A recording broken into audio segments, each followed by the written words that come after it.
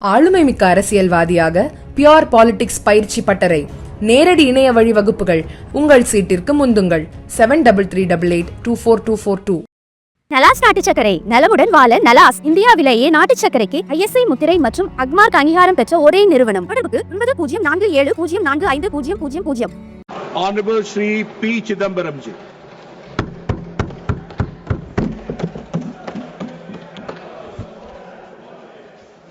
Thank you, Mr. Chairman.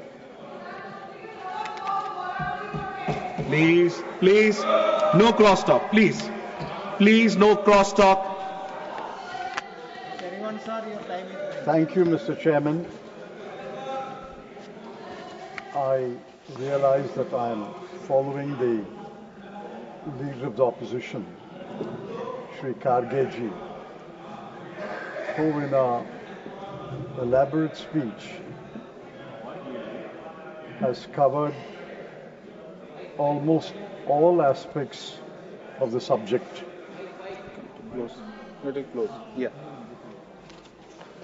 Almost all aspects of the subject. It's okay. Mic is not working. Mic is not working. It's working. It's working. Sir,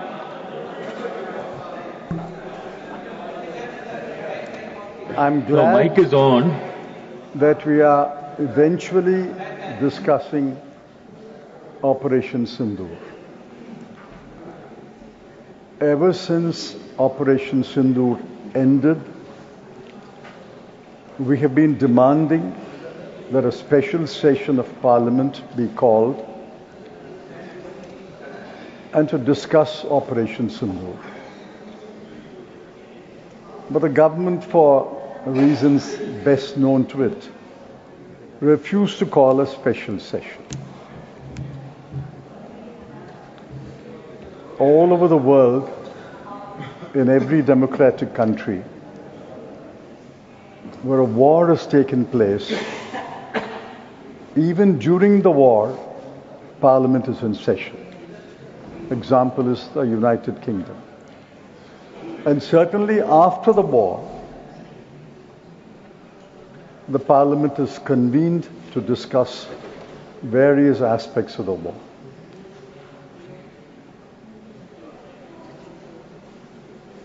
If the subject is India's strong, successful and decisive Operation Sindhoor in response to a terrorist attack in Pahalgam,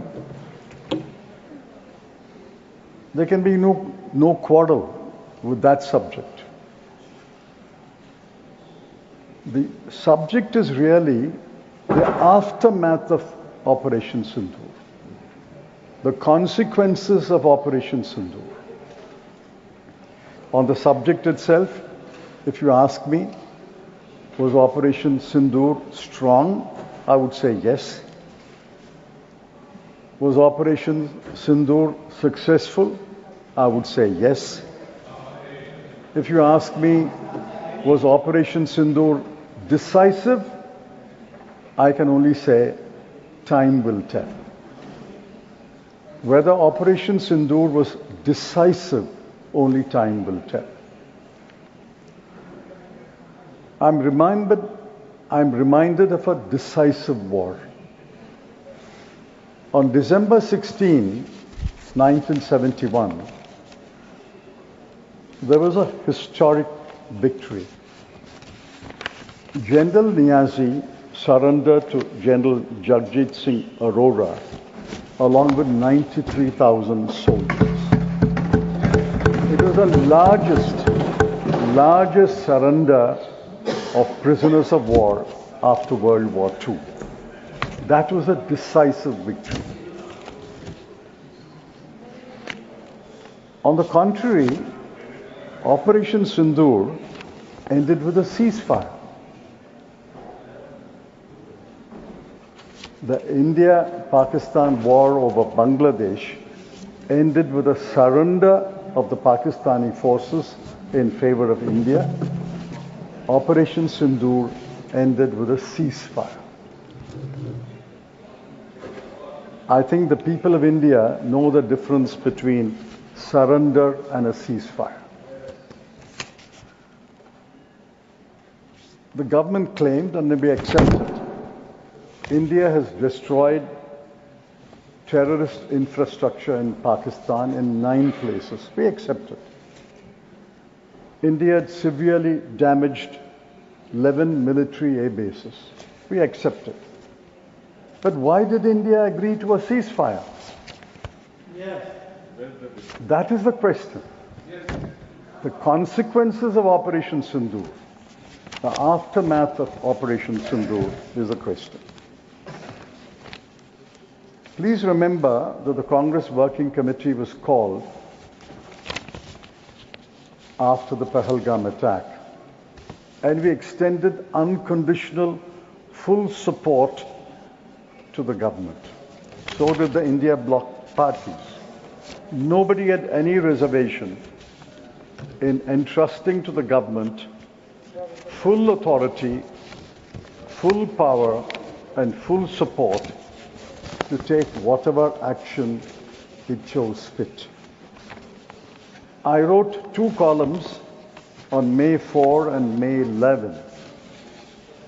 In fact, a couple of my friends commented that the column was very soft on government. I said maybe, but this is consistent with my party line. This is consistent with my belief that in a war-like situation, we must trust the government, we must repose faith in the government, and allow the government to take whatever action it needs to take. I must record that the military leadership of India was exemplary. Let me repeat. The military leadership of India was exemplary. And not only during Operation Sindhoor, but after Operation Sindhoor, the military leadership has been candid and forthright.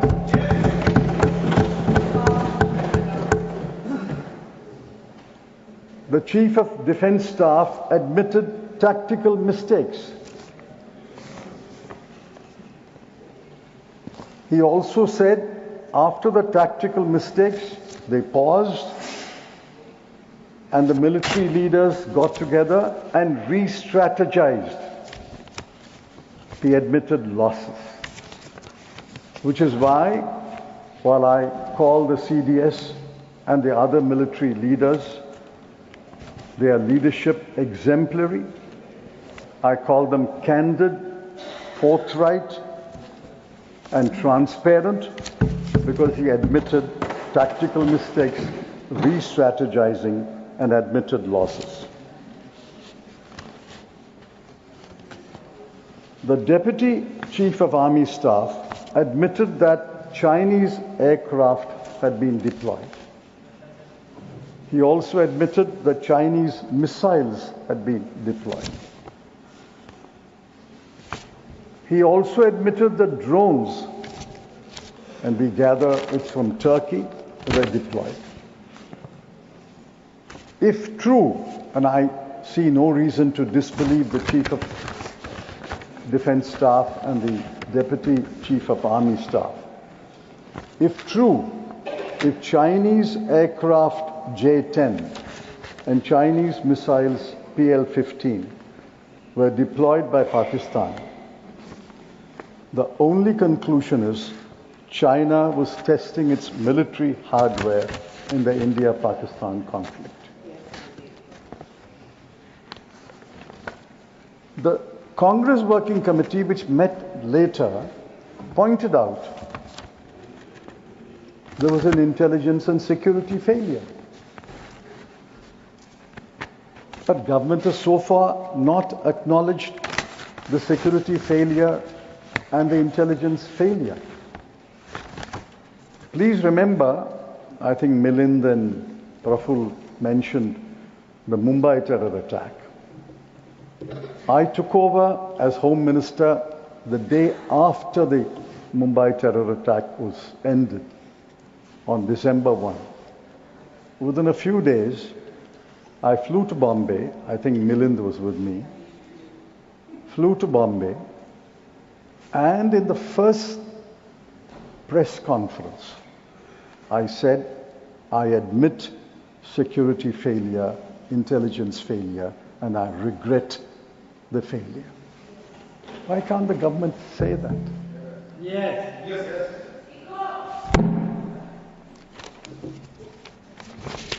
We also did a number of things. We also, to borrow the word of the Chief of Defence Staff, re-strategized. Within a month, 30 days, I asked the Cabinet to approve the National Investigation Agency Act.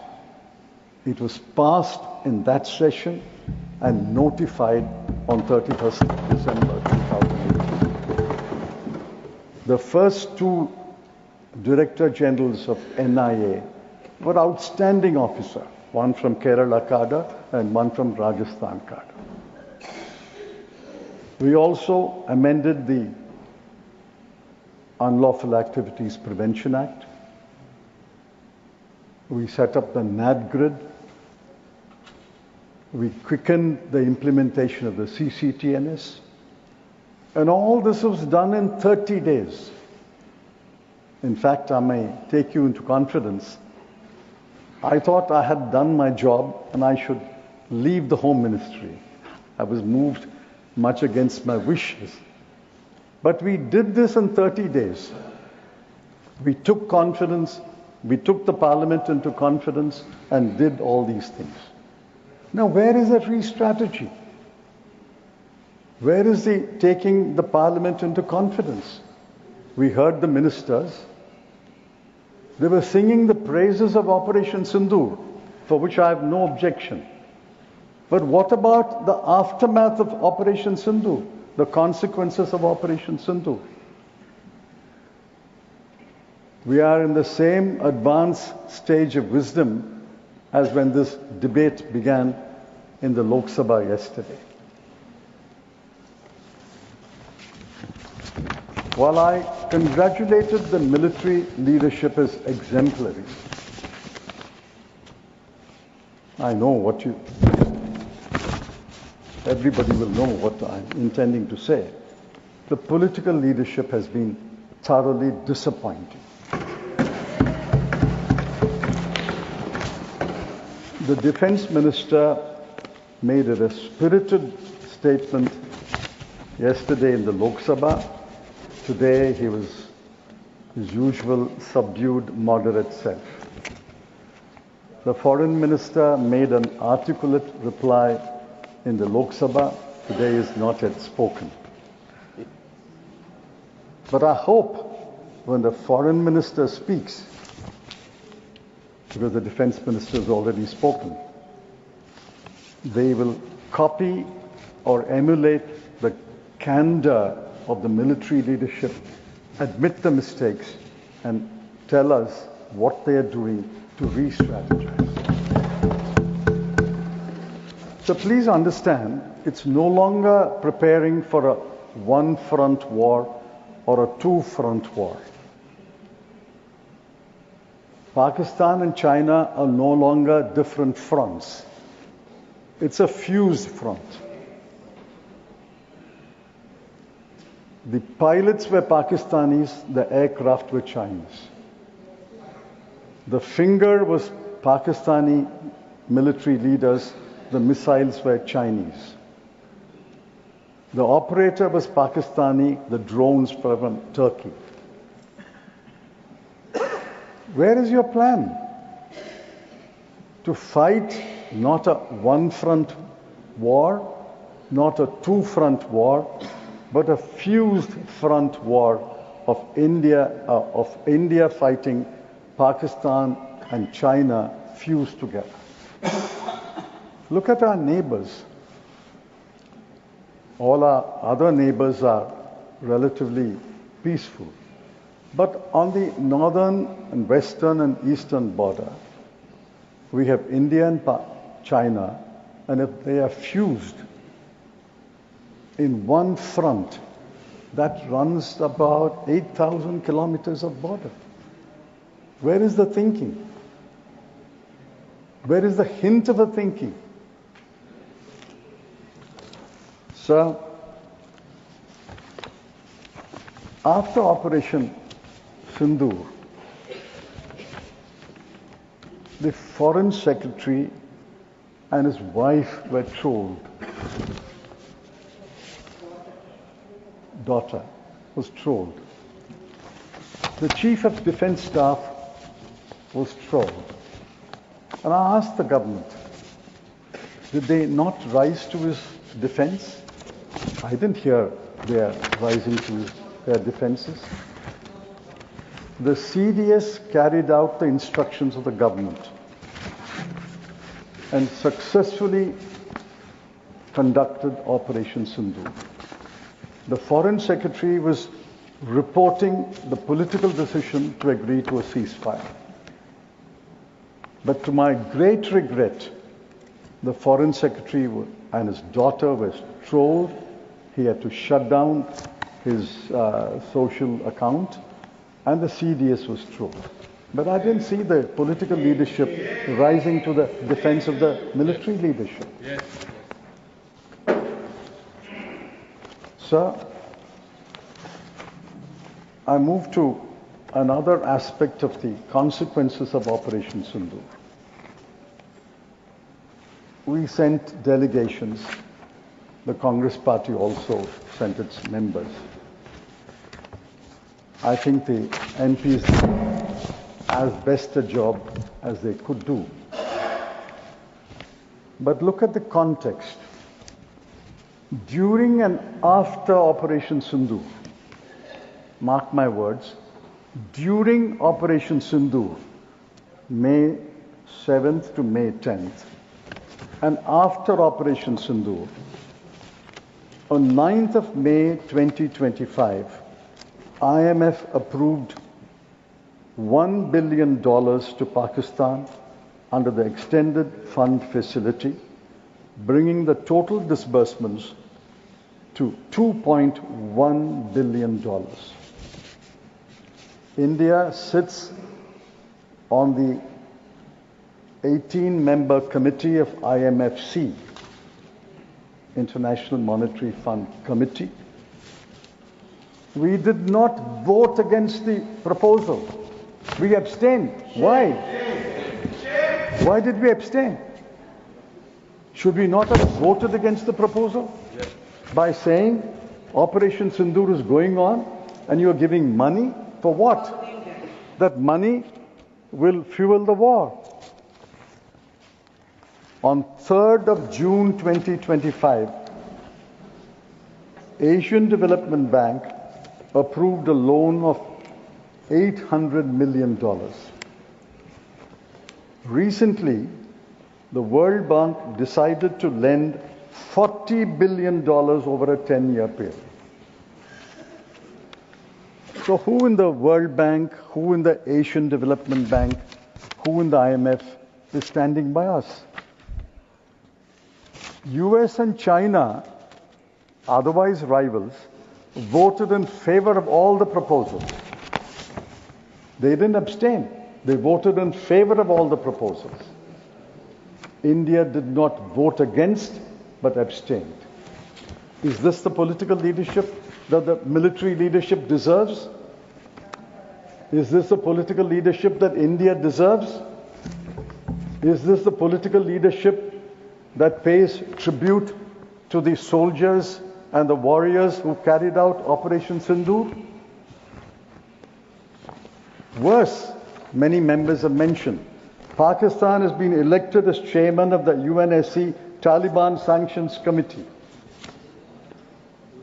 Pakistan has been elected as a vice chairman of the UNDC Counter-Terrorism Committee. This is the greatest irony. Pakistan is being elected vice chairman of the Counter-Terrorism Committee.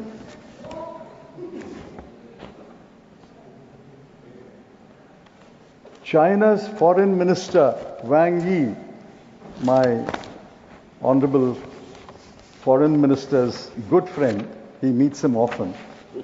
China's Foreign Minister Wang Yi praised Pakistan's resolute action on terrorism and supported Pakistan. Our Foreign Minister, after he made the statement, met Mr. Wang Yi. He also had an audience with President Xi. Now, will he please tell us, what did he tell Mr. Wang Yi and what did he tell President Xi? We'll come to President Trump later. But this is Mr. Wang Yi and Mr. President Xi who support Pakistan, praise Pakistan's resolute action on terrorism. What did we do?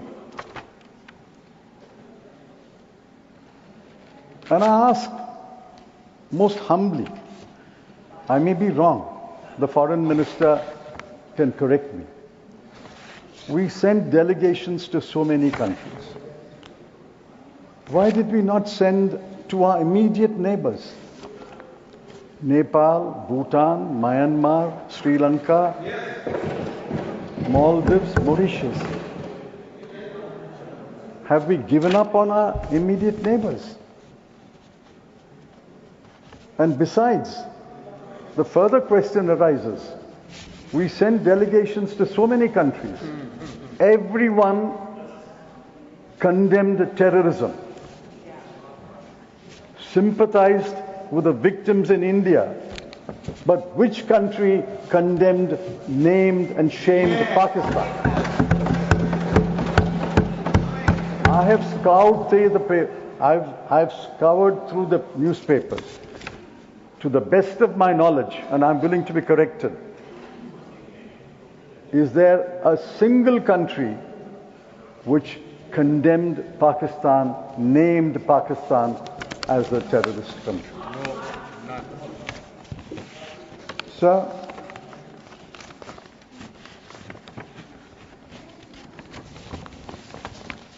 terrorism has not been wiped out in this country.